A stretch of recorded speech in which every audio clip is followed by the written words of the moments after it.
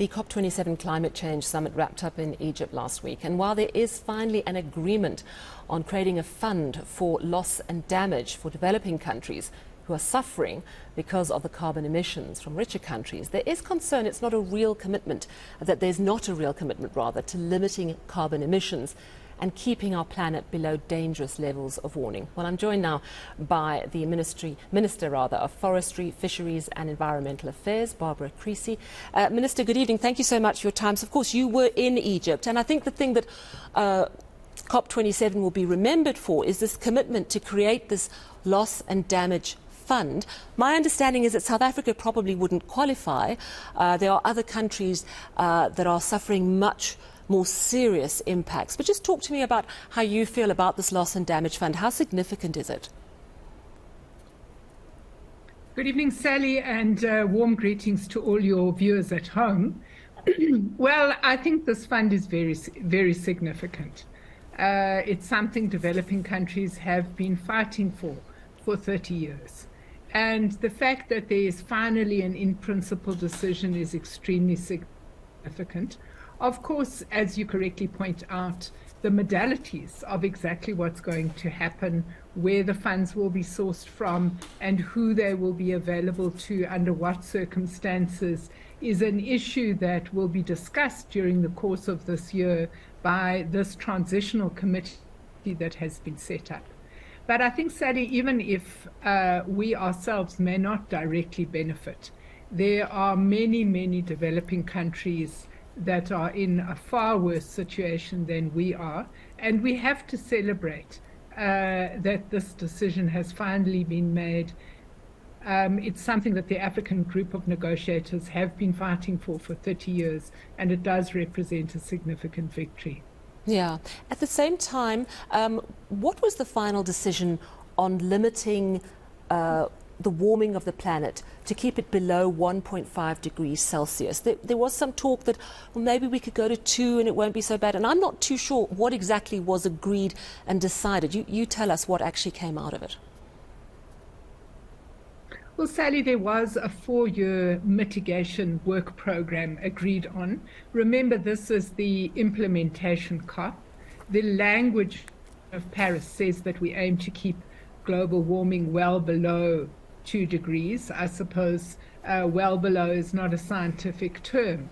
But there was acknowledgement both in the working group on mitigation and in the cover document that the best available science tells us that we need to try and limit global warming to an average of 1.5 degrees. There was a lot of discussion and a lot of documentation on the urgency of the situation, particularly in what the 6th IPCC report has termed the critical decade between now and 2030. That is when, as a planet, we need to reduce carbon emissions by 45% if we are to have any hope of avoiding some of the more catastrophic effects of climate change. And how are we doing in South Africa in terms of staying below that 1.5% ideal, keeping lower than that? You know, there's often criticism at these summits when we see big companies, for example, Sasol was there, people say, oh, well, it's greenwashing, looks like a fuel company meeting, they're not really committed.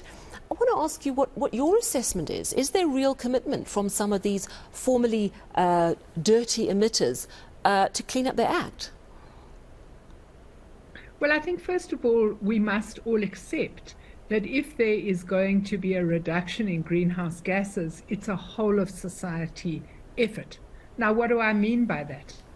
Well, obviously, one of the major CO2 emitters is Eskom, and part of the Just Energy Transition Investment Plan aims to help those Eskom power stations that are due for decommissioning by 2035 to convert to other sources of energy generation. But you correctly point out that there are many other major emitters, whether those are in the transport sector, in the mining sector, in the manufacturing sector. Many major companies, including Sasol, have made a mid-century commitment to net zero.